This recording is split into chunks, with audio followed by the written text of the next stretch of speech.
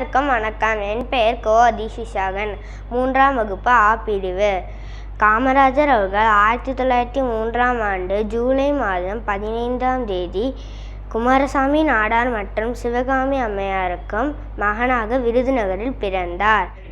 காமராஜர் அவர்கள் 1954ஆம் ஆண்டு முதல் 1963ஆம் ஆண்டு வரை 9 வருடங்கள் தமிழக முதல்வராக இருந்தார். இலவச கல்வி, இலவச மதிய உணவு திட்டம் என பல திட்டங்களை தொடங்கி வைத்தார். இதனால் கல்வி கண் திறந்த காமராஜர் என்று அழைக்கப்படுகிறது. காமராஜர் அவர்கள் தொழில்துறை, அணைக்கட்டுகள், மின் திட்டம் என பல திட்டங்களை தொடங்கி வைத்தார்.